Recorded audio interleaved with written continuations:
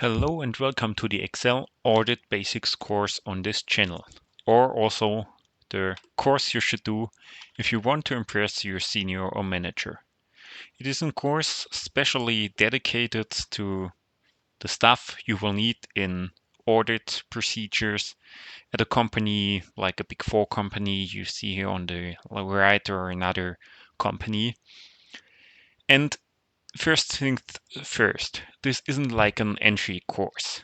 It's the way it is designed that if you have like proper knowledge in Excel and you get alright with it, then this course will evaluate your skills. This isn't like a course when you have never opened Excel, then this course isn't for you.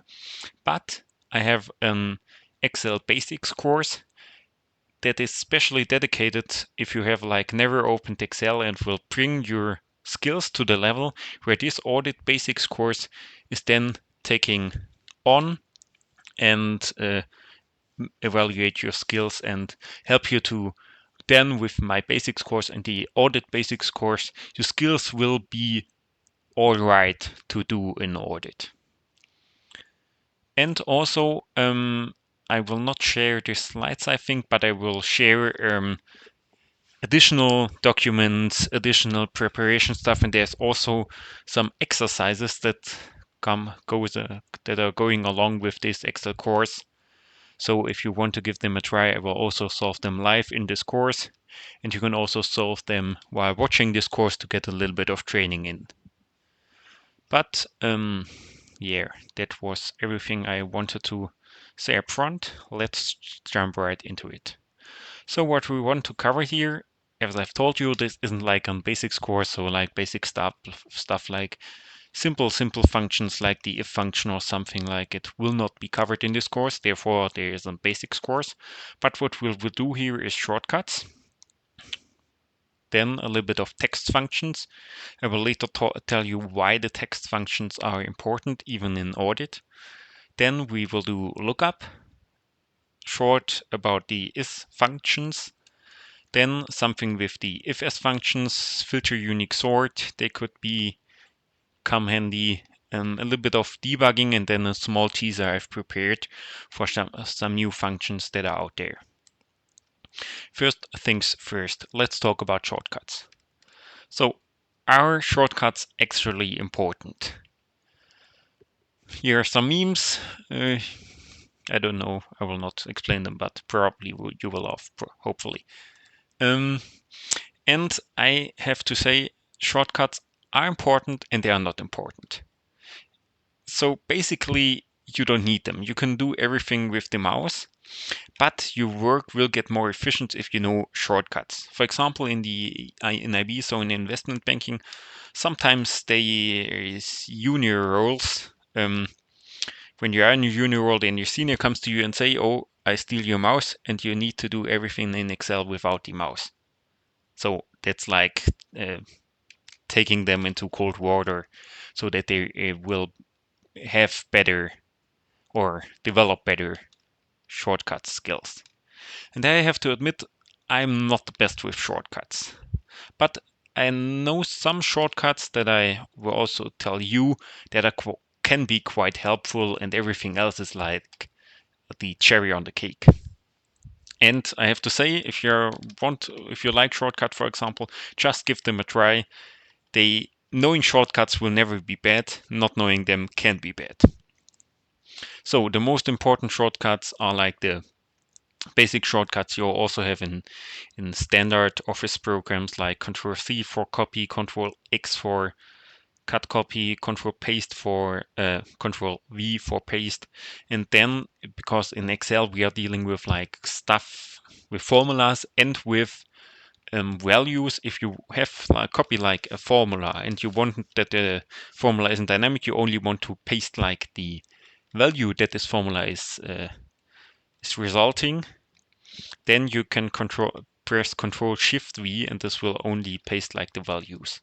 Control-Z and Control-Y are for undo and restore undo.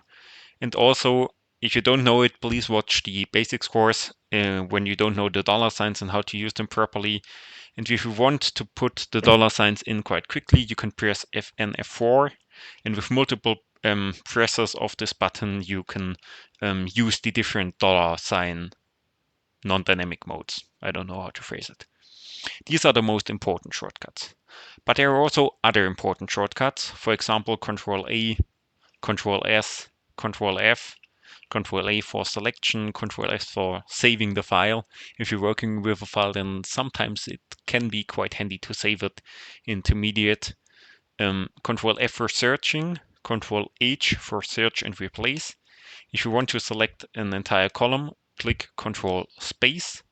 And if you want to select an entire row, click Shift Space. If you want to go to the cell A1 in a large spreadsheet, you are somewhere hidden in the basement of a spreadsheet, and you want to go quickly to the first cell, click Control Home. If you want to go to the last cell used, click Control End. If you want to go to the first used cell in a column, click Control Arrow up or arrow down, arrow left, arrow right, and everything in combination with Control can be quite handy. So I can also show you this.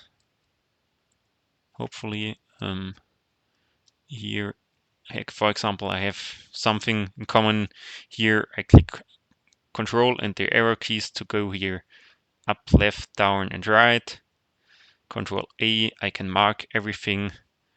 Control, where is he home? Control Shift Home, I can go here to the first cell, Control Shift N to the last cell, and so on. So this can be quite helpful with like navigating in large sheets. And also here Control and spacebar, Shift selecting the entire cell, and the entire row is Shift spacebar. So now I need to go back into the slides. Yeah, then you can also with Control Shift and those arrows, you can mark those stuff so that you can later use it for format it or so on. You can insert a new worksheet with Shift FN F11 and so on. You can deactivate and activate filter with Control Shift L. This can be super useful. And also number format is or my favorite number format with like proper 2 decimals and like the thousander separator.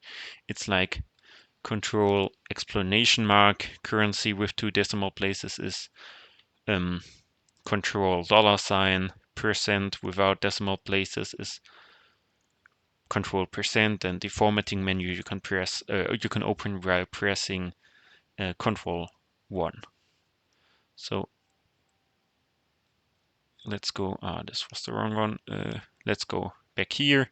So if I want to have this properly formatted, click here, Control Shift 1. Also marking here, I click Control Shift and those error signs. What do we have? Probably here also good here. Activate the filter. If I want to deactivate it, Control Shift L. And again to activate or deactivate them. Can be super useful and make you quicker. Also, there are some cool shortcuts I use often. For example, to inserting the current date, it's Control semicolon.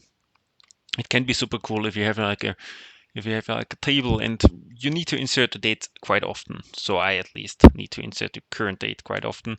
Then I click simple Control semicolon and so on. Some formula can be entered with Alt =. Open the insert menu, Control Alt V. And also another cool thing to assist, there are many other shortcuts you can simple explorate by clicking the Alt button. So for example, sometimes I have in my worksheets, I make everything yellow that needs to be done or worked on. And to make a cell then colorless again, the shortcut is Alt-HHN. And if you don't know the shortcut by heart, you can also go in here. So for example, Here something is yellow. Now I want to make it not yellow. So the normal way would be I go here and then I select no fill. But if you know you have the Alt menu, I click your Alt. Then you see here those are numbers, there are numbers appearing. Then I click H again to get into this button, and then N for no fill. And it is not colored anymore. And if you use some shortcuts quite often, you get used to them and know them by heart after a certain time. So that was everything about shortcuts. Now something about Excel formulas. So formulas are the backbone of Excel and knowing them is super important, but you don't need to know all of them. Even I sometimes stumble over a new formula I've never used before and can be quick in, and you can be quick in learning formulas with a simple knowing where to find them and where to get help. So for example, in the formula menu, there are normally all formulas sorted by category. So if you want to do something financial and don't know how to use this proper KGARS things or something, then go to the financial ribbon and select the formula there that is appropriate. And also, when entering a formula, there's the so-called formula assistance appearing. You see this here at the right. We see here where you are in a formula and what the next steps are. And also it's like labeled with like a proper naming. And you also can click here to get another detailed help. And also good to know is like that in square brackets, formula parts and square brackets are optional, so don't need to fill them out. And the bold part is where you are. And here you see, if you know, the if formula can be useful here, then the formula assistance will guide you along the formula. And yeah, most of the time it's self-explaining. Let's go to the text functions. And now I reveal why text functions can be useful.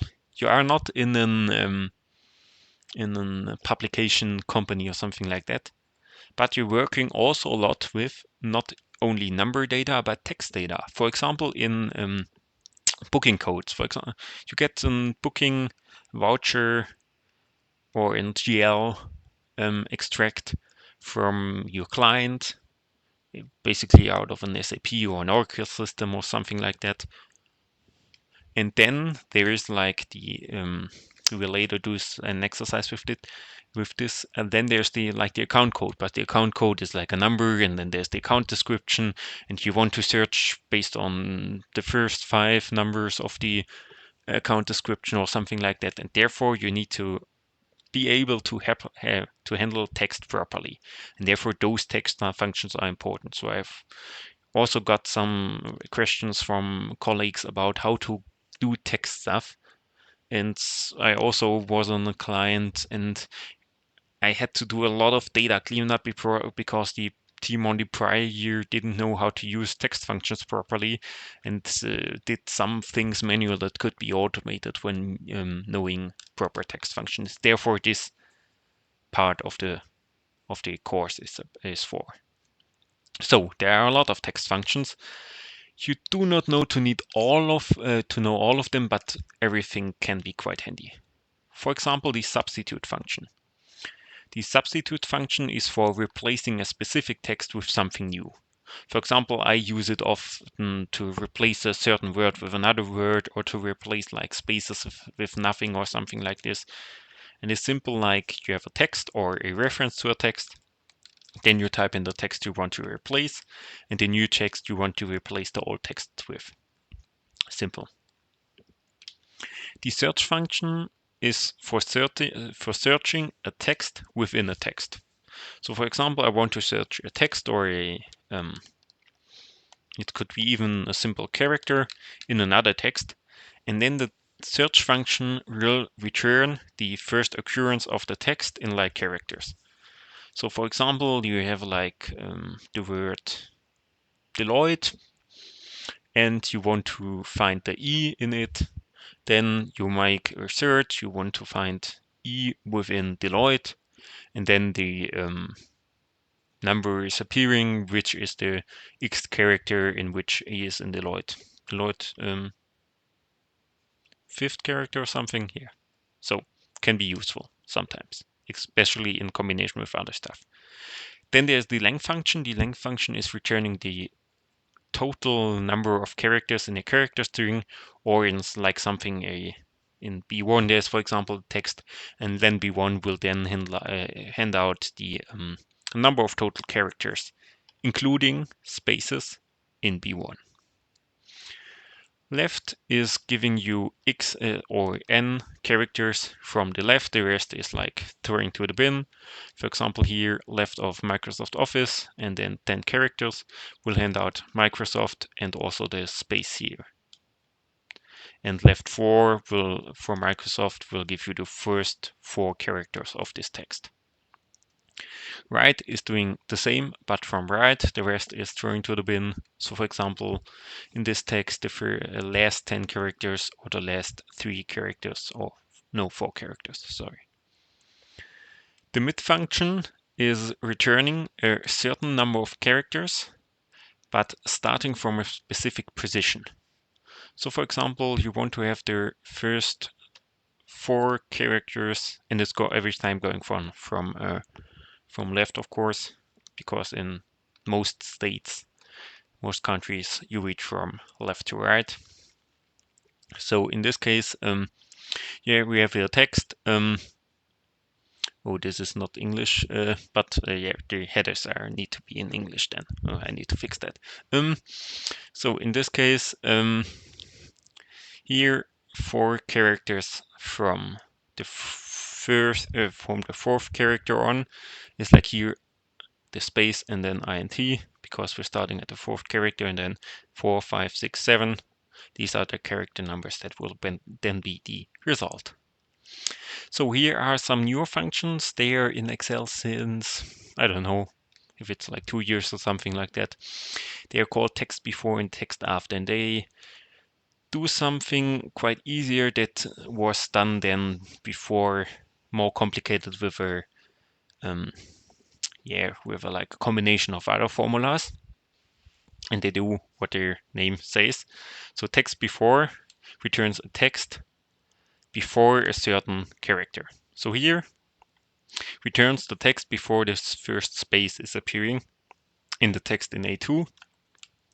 You can also do some other stuff like if not found, or here an instance number or something like that, some more pro stuff. But also good to know is like the instance number. It's like if you want to have like here, for example, we want to have after the text before the 3rd space in A2, then we would type in text before A2, comma, space sign, so exclamation mark, space explanation, not exclamation mark, is it? So like, yeah, exclamation mark, space explanation mark, and then instance number will be 3. And the negative instance number is like then going on from the right. So it's the text before the last occurrence of this delimiter. Text after is basically the same, but it's sending out the text that is following a certain delimiter. So for example, here the text after the first space in A2, and also the negative instance number is working the same. I don't know, after the nth occurrence of the delimiter from the right, is this right? Yeah, it's right. Okay, yeah. So often, like for example, the booking codes or the GL descriptions in SAP or something, they're done with a lot of spaces to like properly format it, but the formatting in Excel will destroy a lot. And to remove unnecessary spaces from the beginning of a text and the end of a text, you can use the trim functions. The trim functions, it will trim away all the unnecessary stuff. With the concat function, you can combine text from certain areas, but it will be combined without anything in between. So you have text from like 3 or 4 cells and you want to combine it in a single cell text, then you can combine it quite quickly with text join. And if you want to have, for example, a space in between, you can combine those text with the text join function. Here, for example, you can join things together with a comma in between or a space in between. And it's simple, like you type in the delimiter, then ignore empty is like I think an optional argument if you leave it out. You can leave it out also, and then you type in either a range of cells that should be combined, or you name them after themselves. So first a certain range, then another range, and so on. Text split is splitting a text using a column and row delimiters. So here, for example, we can split this text here with numbers separated with commas into a single row and single cells. Can be quite handy sometimes, but need to know you need a delimiter for this. And here is an danger warning. Sometimes something isn't as it occurs. So for example, if something is a number and you extract it, and the number was in a text, used in the text, then this number is, after you use those formula, for example, left formula on this, isn't a number, it is still text. So for example, if you would then search with Control F for this number, you wouldn't find this number, as this number is still text. Or for example, in a lookup function or something. And there are several ways to make this number as text into a number that is a real number in Excel. And the most simple way is like 2 minus signs, and that makes something a number you can then later use. And you should always think, is my data text or a number? And am I looking for a number or a text or something like this? It's like you need to think. That's the way. And also sometimes this can be the cause of an error. So first, before the exercise, I show you, I shouldn't have clicked this button. I show you some text stuff. For example, here I want to substitute spreadsheet in here against nothing. Type in here substitute, select the text. The old text is spreadsheet. I want to have nothing. Microsoft Excel is a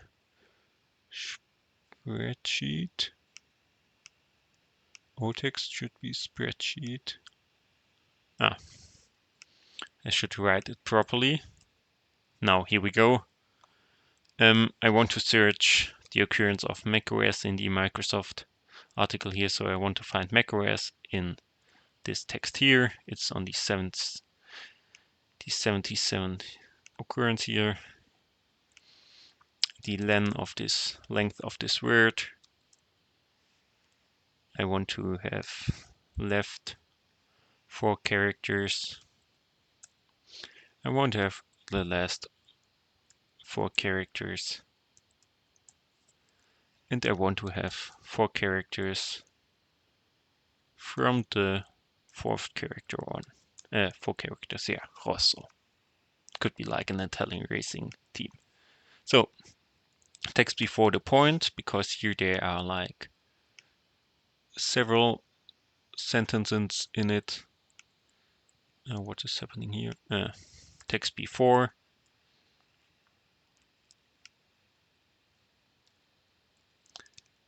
The first point. So here I get the first sentence, and then text after the first point. I get the another 2 sentences. I could also use here the instance number.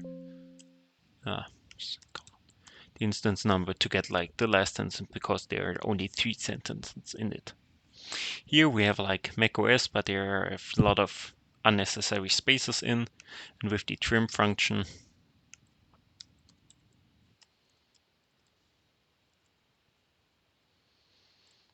I can get rid of those spaces. Here I can concat Microsoft and Excel, but as you know, there is no space in between. I could use here the space, manually introduce it here, but here this is like unnecessary because there's the text join function, especially if you want to join a lot of texts. The delimiter is a space, ignore empty, we do not need to fill out. And this is the text we want to concat or join together. Here it's basically the same. And we can split here this long text here with the point as a delimiter, and we get all those sentences out separately. So now I have here an exercise. It's like as I've told you, an important exercise because this is like SAP data that you will need to work with if you are in the audit team.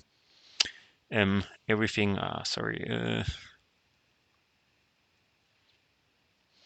it's on the sheet 2. I will put the link in the description if I haven't said that before, so you can do this exercise also.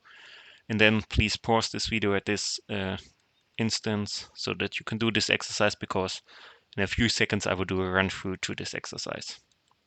So here, simple, enter the account number here, and here enter the account name. So I will give you 5 seconds to pause here, and then I will resume with like solving this exercise.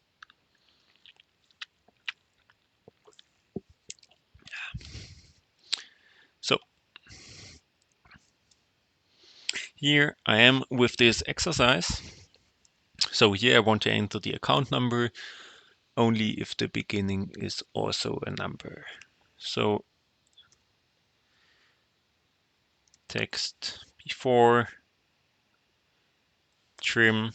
So no, I do it slowly. So first I want to get rid of those nasty spaces here at the beginning and at the end and so on. Yeah, okay. Then I want to get the text before the space. And then I want to have this as a number because, as I've said before, this is now not a number. So with like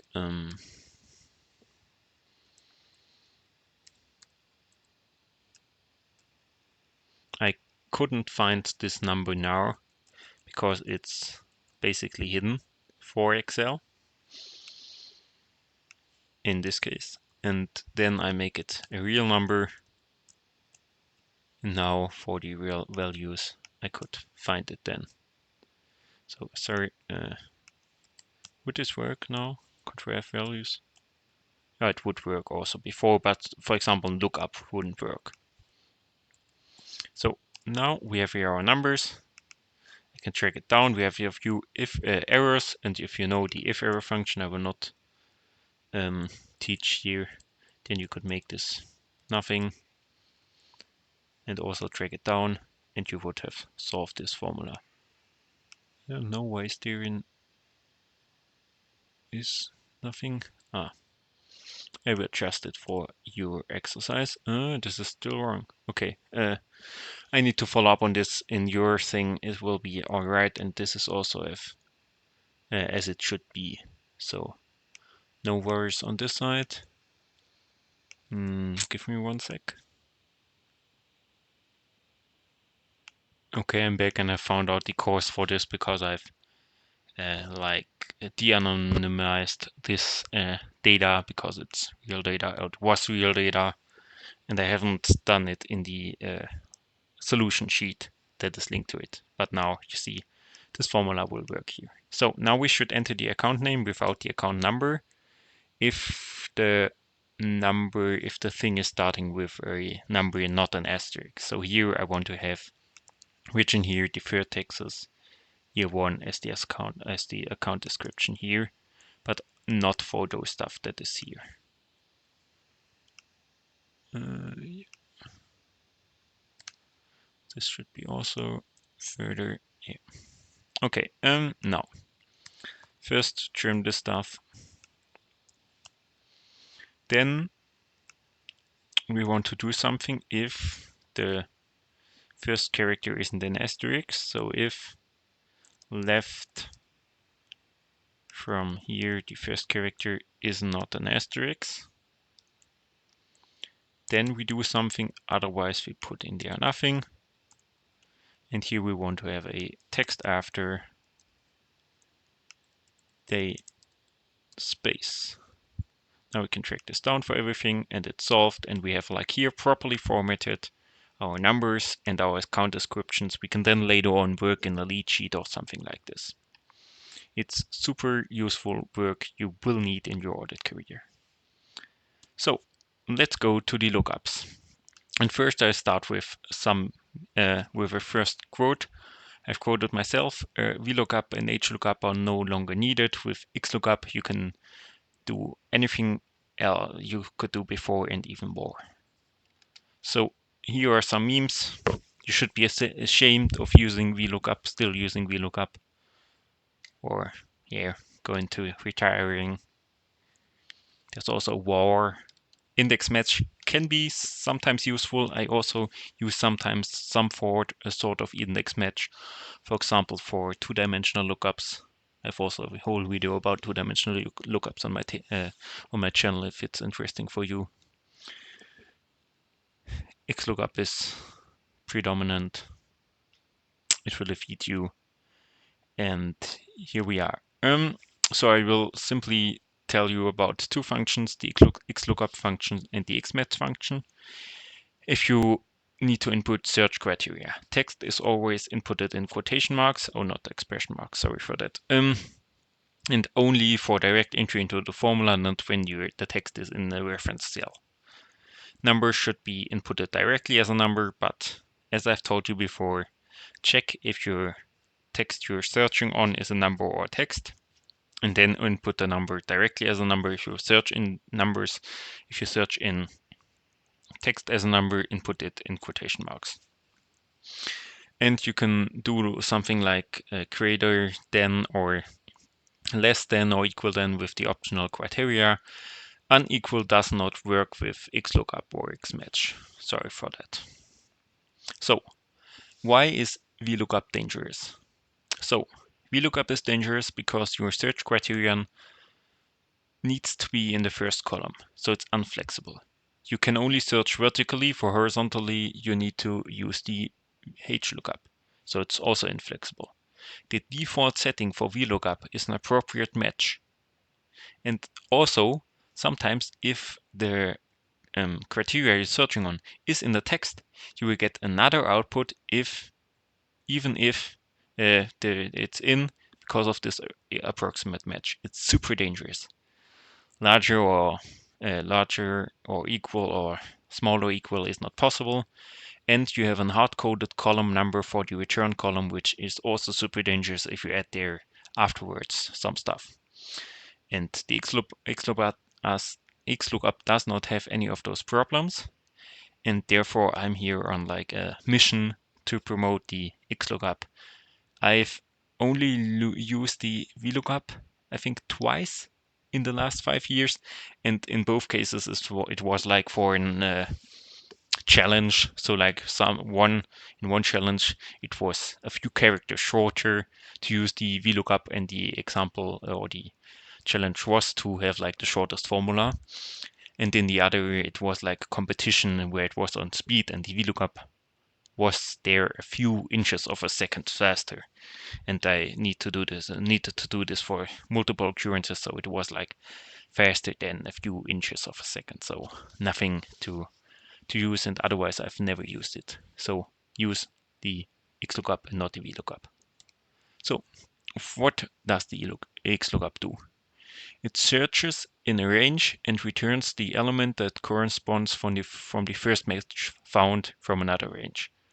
So basically it's like your VLOOKUP, but only a little bit different. So for the XLOOKUP, you input there a lookup value, as with the VLOOKUP, and then you input there in lookup array. So here this could be then a lookup array, for example, a whole column for example. Then you also input a return array. So then if the search criteria is found in the first column, this position then will be outputted from the second column or the second array then. There's also an if not found argument. For example, in the VLOOKUP, you get like an error if something isn't found, and then you wrap around an if error function to have this error handling stuff. This could be directly done in the if XLOOKUP function, and also the match mode and the search mode can be useful sometimes. The match mode is, for example, to search for large or equal or small or equal. So here, for example, we are searching for this date in this column, returning this weekday, then yeah, simple stuff. And like the VLOOKUP, but better. So the X match is returning, instead of a return value, the position, the relative position. So for example, here this date is in the 6th row of this column, and as we are referencing to the whole column, it's handing out the result, in this case 6. Otherwise, we could also only reference the dates, and then the result would be relative. So in this case, the result would be 5. So only lookup value, lookup array needed, and there's also like the match mode and the search mode, like in the XLOOKUP. So there's also a pro tip from my side. You can search for multiple criteria. There's some hiccups with it, but most of the time, the things you will need it will be all right. So for example, if you want to search for multiple values who combine the lookup values with an and sign and also the arrays with an and sign, and then it will be all right, and you can search for multiple criteria at the same time, also working for Xmatch. And you need to pay attention for this general rule. The comparison and return matrices or arrays should be the same size. Otherwise, Excel will not calculate, will calculate with errors or something like this. So here, if you this here and this here should have the same size, otherwise you have an error. This is in the if function an error, this is in the XLOOKUP function an error. Pay attention to this. So first I show you, and then we're going to this exercise.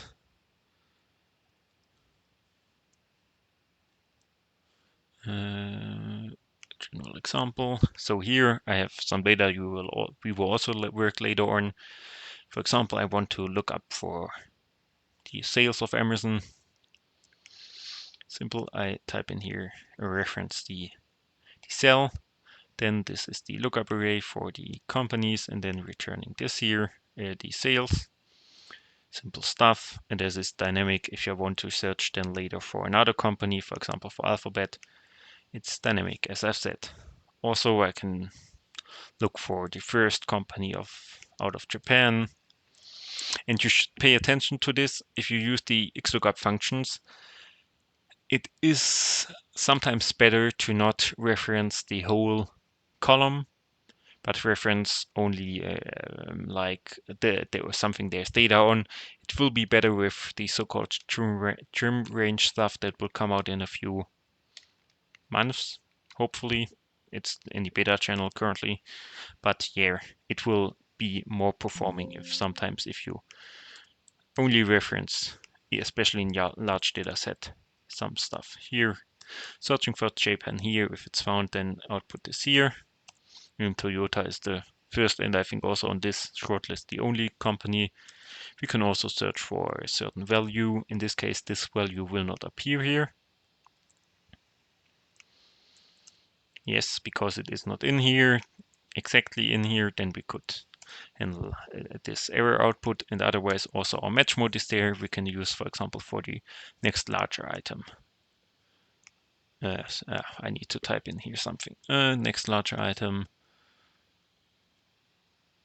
Yes, so in this case, why isn't this going on? No. Bank of America has the sales next to, like, is this next larger? No, I have selected next smaller, right? Yeah, next smaller to 100 million sales.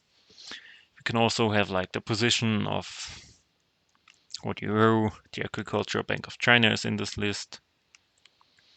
Simple stuff. Here, let's do an VLOOKUP to show you the problems with it. Lookup value will be the same, but then I need to reference a whole table. And now the column index, it's a hard-coded index number. If I want to say, for example, I want to have the sales. And if I then later enter here a new column, and then enter here another data, for example, the profits, then it's still referencing to the third column and giving me now out the 15. Another error. I'm not, the range lookup was at approximate match, but we want to have exact match. So another error, 0. So, and also if I want to have here the rank, I could not say, oh, I want here this because Toyota Moto isn't in the first column with the XLOOKUP function. You can simply also do this and returning something that is coming in front. Simple stuff, use the XLOOKUP function, never VLOOKUP, so to say. So now going back to the exercise, you should find out all the stuff via the XLOOKUP or XMatch function. Sometimes it can be quite handy if you track it down and you know how to use those dollar signs, for example. But yeah, I will give you a few seconds to pause this video here, and afterwards I will solve the exercises live.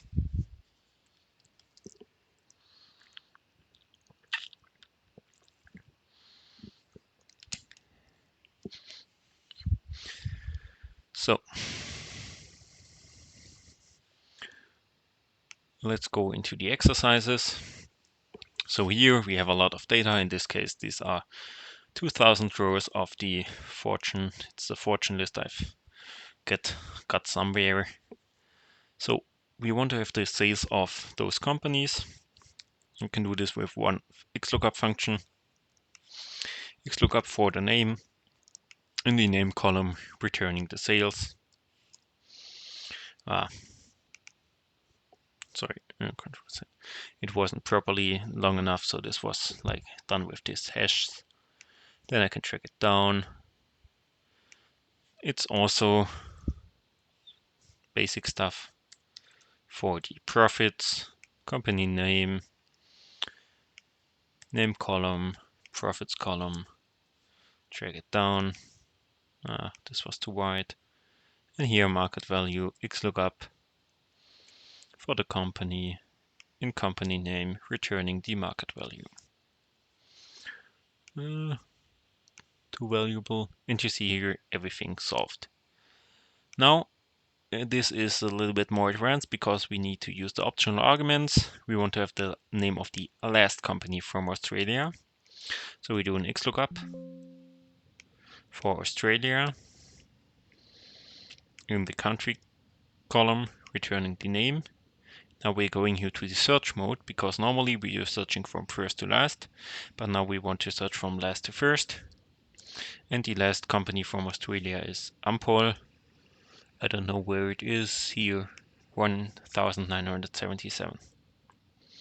Down there a lot. So here we want to have the company with a market capitalization over 100 billion, but closest but larger or equal. And here this is like in million, so this is 100 billion. It's 100,000 in this case. XLOOKUP for the market cap. Only once for the market cap in here, returning the name. And we want to have exact match or next larger item. Close it, and it's PayPal. I think the market cap now is higher. This isn't like a current list. So now we want to have the position. It's not a rank because we're searching on the also the first line counts. Position of AT&T in here, simply this stuff, and then you can track this down. This was too wide. Yeah. Alt HHN, you know this shortcut probably now. So everything solved. I hope you also did well. Otherwise, if you have any questions, reach out in the comments. Now we're going along, and the question of our questions is something.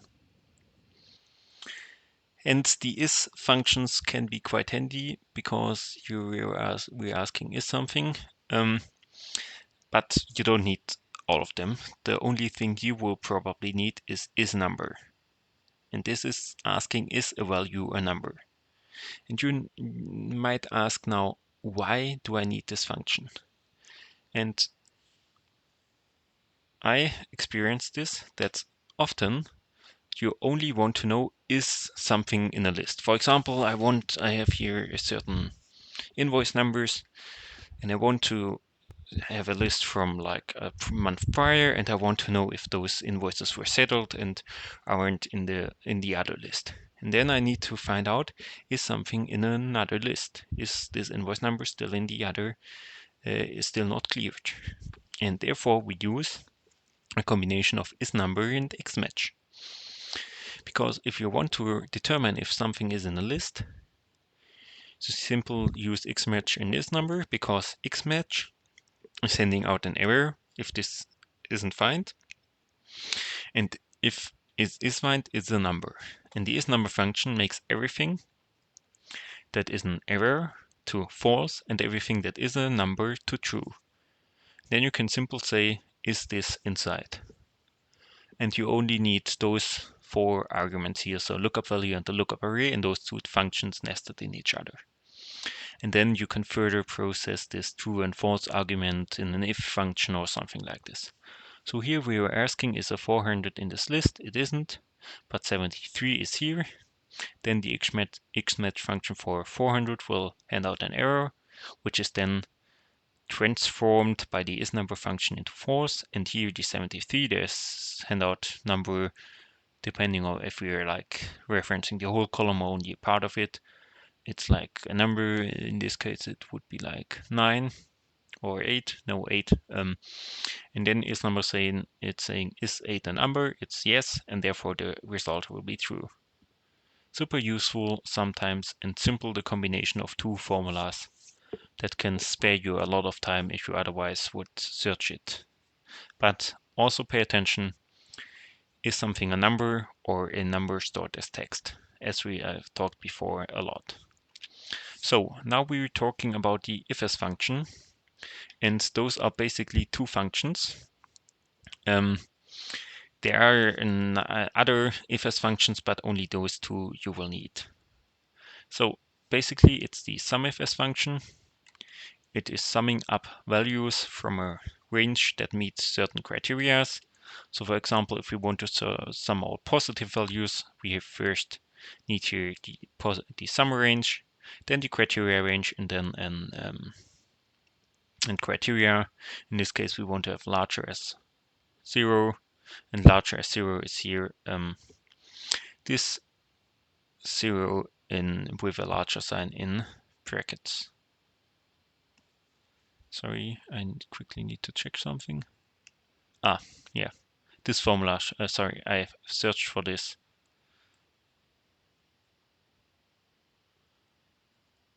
I searched for this slide, this should become first. So for input of search criteria, text should be in quotation marks, numbers directly as numbers. And if you want to have like greater or less than, equal than, you can combine this with text by simply putting an and sign in between, or also putting this like together. Unequal donkey would be then in quotation marks, unequal sign, and then donkey, for example. Here, and also the arrays, so the range for the criteria and the sum range should be the same size. Please pay attention to this. And instead of summing, you can also count. So the countifs function is simply counting the numbers that fulfill one or multiple criteria, because also with the SUMIFS function, you can have multiple criteria, I think up to 60 or something. Also counting here, you can count all positive numbers in a 2 to a 10 if column B, or if in column B this isn't then 0. I will quickly show you this.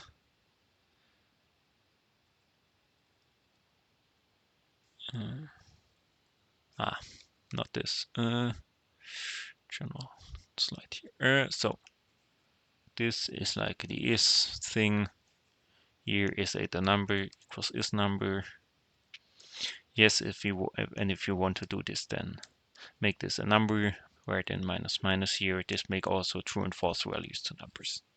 Could be handy sometimes. Here we are back. We want to sum all sales from Chinese companies. Sum if s, sum range are the sales, criteria is country, and this is China. Those are the sales, 1.3 billion in this case. And we want to count all the companies from China, count if s, China range, China criteria, country range, China criteria, and this should be larger than, with sales larger than 100 billion. Only 6 companies, or 6 companies here have sales larger than 100 billion. We can also make this 200 billion to see that it's dynamic. You see only 3 companies more than 200 billion. You can simply search for them, 3 companies, filter to show you this. Here those 3 companies have sales for more than 200 billion. So now there's also a task for you. You should make those calculations in the exercise I link in the video description. And then please pause this video because in a few seconds I will also do this exercise. See you there.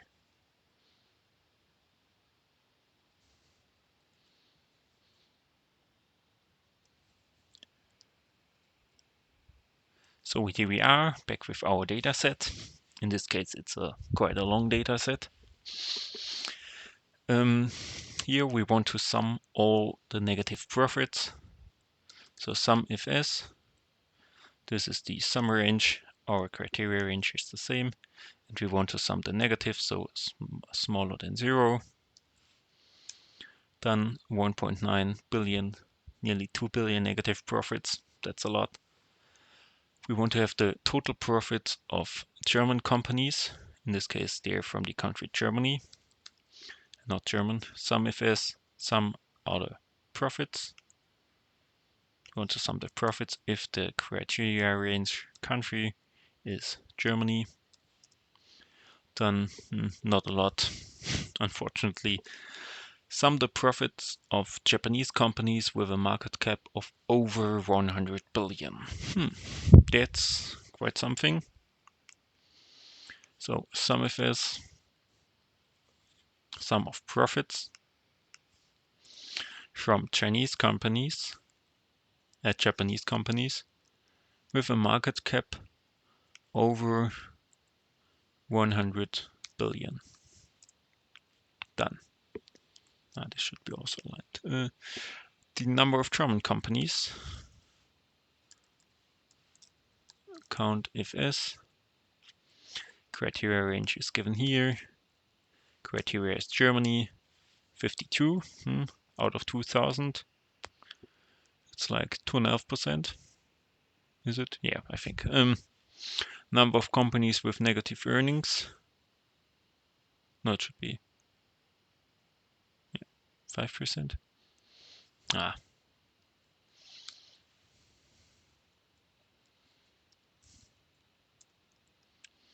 2.5%. I was right.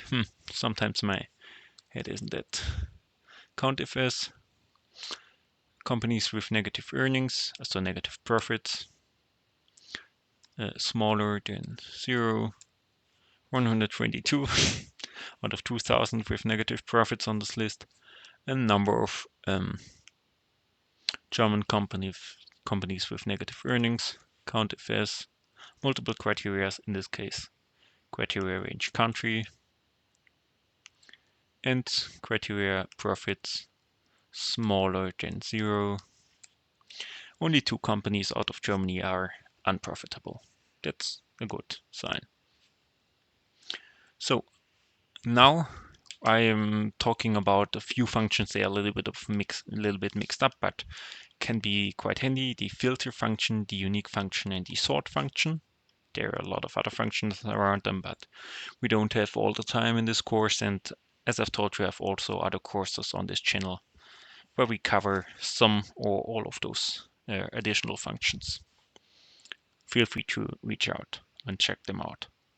So filter, unique, and sort. With the filter function, you can, as you know, with the XLOOKUP function, it will only hand out one thing at a time. But probably there are like multiple occurrences in the list. Do you want to filter this out? Therefore, the filter function is, because it filters a range based on a criteria or criterias and outputs the result as an array. So here we filter this, I don't know, this column if this column is larger than 0, and everything where this column is larger than 0, the result from column A is handed out then. And it can also filter, the filters in Excel can only filter like vertically, but the filter function can also filter horizontally as said here. And the filter function can be super useful, especially in combination with counting and summing and all this stuff. It's one of the functions I use most for advanced stuff. Also, another pro tip, you can filter for multiple criteria, because you see here this includes thing is only for one criteria, but you can do multiple criteria with and, for example, so both criteria should be true to be included. If you make this in brackets and multiply it, you can also do or when you make those criteria or those tests here, you proceed here in brackets, and if you sum them with plus, it's an or. You can also do an XOR, so only one criteria should be true, then it's included. And it's also working for more than 2 criteria. For example, you can do a filter and with 10 criteria if you all put them in brackets and multiply them. Then there's also the unique function. The unique function is handing out a list of unique values as an array. So for example, you have a lot of lists with a lot of customer names that are, or customer IDs that are coming up multiple times, and you only want to have the unique customer IDs. Then you take the unique function and throw it over. The previous way to remove duplicates was going into data and then data tools, but this was not non-dynamic and the unique function is. And then sorting is also cool because you can sort a range or matrix based on a sort index. For example, here we sort this array, so all the columns from A to D.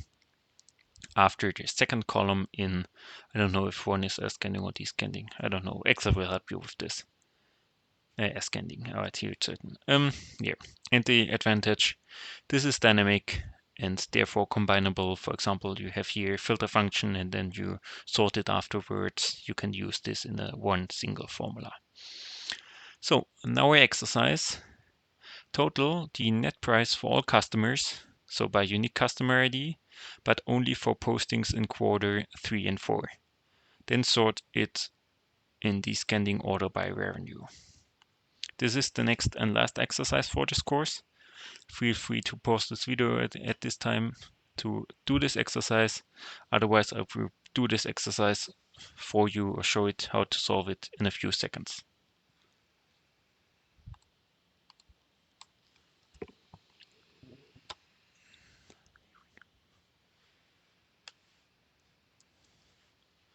This was the wrong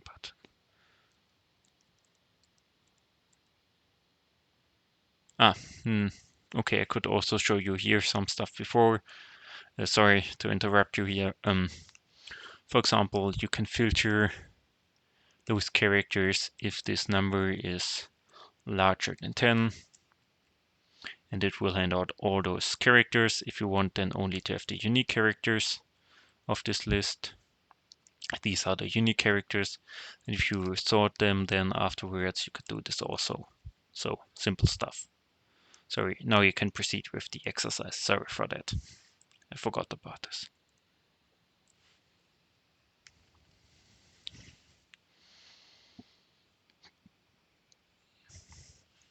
So here we are. I want to have the unique debtors or debitor IDs. Simply use here unique for this. Then I have here, instead of like 45, 50,000, I have here only 100. It's only, it's like a fake data set. Not that you want to find out anything about those companies. These are like done by ChatGPT. I want to have the net price, here price in N, for all those debtors, but only for the quarters 3 and 4. So I do here filter. I filter the net price if the debtor is this debtor ID. It will hand out a lot, but also if this posting is here in N sign and is larger than or larger equal than this, because it's the start of Q3, make this non-dynamic and have all those postings only from Q3. Then I can sum this up with a sum function and I can drag it down. And I have this now, it's calculating because it's a lot of data. Is it for all of them the same? No, not. Here we are. And then I want to have like net revenue. I want to have this sorted. After the, what was the instruction? Descending by revenue. So in this case, the revenue is in the second column and the sort order is descending. And I have it now ordered descendingly. So simple, beautiful stuff. Now some other stuff that is important. For example, debugging. There's nothing that painful as debugging Excel formulas or a ref error. It's like the most horror you could have. And debugging can help if you know what the error codes are and what the result of or the cause of them is. For example, hashtag div0 you divide by 0. Hashtag ref is when you have like a cell deleted or something like this. Hashtag num is when you have like invalid errors. So you sum, for example, a text an error, and hashtag NA is, for example, when your search value can't be found. For example, with the lookup functions. And if you know how to treat them properly, there's also a link to the Microsoft exercise, so it can help you with debugging. And also, if you have incorrect results, check the results, but there is no clear indication that this is wrong. So it's more complicated, but error that leads to the result, then you need to do an error search. You can do like monitoring, formula auditing. If you hover over those formulas or like mark them and then hover over them, you see the chain of errors, the chain of intermediate calculation steps here, and so on and so on. Yeah, and there's a lot to cover over debugging, but I'm not the debugging pro because I, in the first instance, hopefully don't make those errors, or at least don't see them afterwards. So yeah, that was everything about debugging. And then I have great news. So this firework wasn't a firework from yesterday. It was, I don't know, but I have great news because there are two new functions that are super cool. They're called GROUPBY and PIVOTBY. And with those, you can do what we did in the example, for example, super easy. So GROUPBY combines unique and other functions like the sum function. Here, there's a lot of putting into them. So, but for example, you can total by account numbers if you simply use GROUPBY. I can show you this. This was, so for example, what we did here, we can do then, it's a little bit more complicated because of the start thing, but yeah, if I then filter, for example, first all this stuff. This is how do I want to do this? Because there is a filter function in GROUPBY, but yeah, okay, I'll show you this. GROUPBY row fields are our debitor IDs. Our values is our net price. Our function is we want to sum it, and we want to filter. Sort order is descending by the second column, and filter is this should be larger equal than this. I hope this is working. Yeah. And you see here, we did this in a single function in a few seconds. What auto also with a total, but we can get rid of this total then. Yeah. No, it's field headers. No, there's a no. Yeah. You see here, it's basically what we did here in a few seconds with the GROUPBY function. Can be super helpful. I have also an in-depth video called the function all auditors will offer, something like this, on my channel if you want to go deeper. And also PIVOTBY, it is basically a pivot table as a formula, which can be used then more dynamic. It's a long formula here and a lot of stuff put into it. Simple note that it's out there. It's probably not out on your machine. I also don't have it on my work laptop because they're putting like the corporate stuff out more slowly, and I also have only it on one of my two laptops I use. So yeah, probably you will not see those formulas as of right now. Therefore, I also don't have an exercise for them. But that was everything. So a few other remarks. I have also some helping stuff in the folder, some manuals, cheat sheets, shortcut overviews, and especially an overview of further learning resources. But I think I have also a lot of on my channel that can help you with going deeper into this stuff. And also there are additional exercises. Yay! Homework. You love it. Simple, go into the folder. There are like 3 exercises. I have also solution videos on my channel. I will bring out a few days after this. I've recorded them, but here I think due to the algorithm, I will bring them out gradually. And if you have any questions, problems, need any help, if your company want to hire me for a lot of money, sorry, I do not do this currently, but it can be done for the right amount of money, then reach out, contact me, feel free to do so.